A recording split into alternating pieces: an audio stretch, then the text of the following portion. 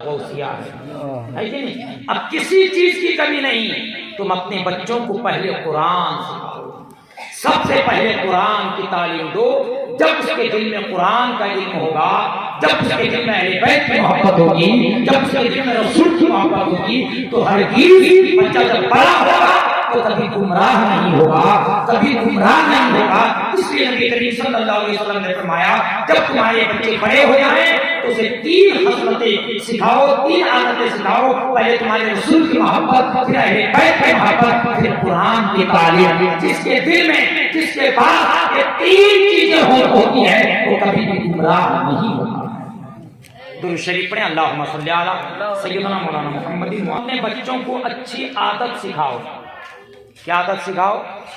اچھی عادت سکھاؤ۔ مثلا بڑوں کا ادب کرنا سکھاؤ، بھائی کا ادب کرنا سکھاؤ، باپ کا ادب کرنا سکھاؤ، ماں کا مقام کیا ہے وہ بتاؤ، چچا کا مرتبہ کیا ہے وہ بتاؤ، پڑوس کے حقوق کیا ہے وہ بتاؤ۔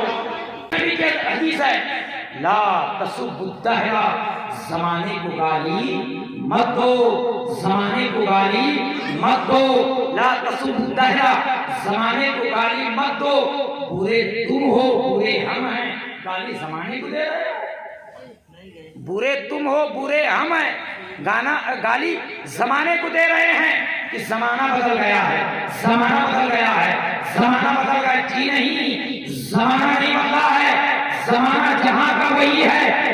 بدل تو ہم گئے ہیں، بدل تو ہماری زبان گئی ہے، بدل تو ہمارا کردار گیا ہے، بدل تو ہمارا کریکٹر گیا ہے، بدل تو ہمارا کلچر گیا ہے، بدل تو ہماری لینگویج گئی ہے، بدل تو ہم گئے ہیں۔ ارے زمانہ کل بھی رسول کا تھا، زمانہ رسول کا آج بھی ہے، صبح قیامت کا زمانہ میرے مصطفیٰ کا رہے گا۔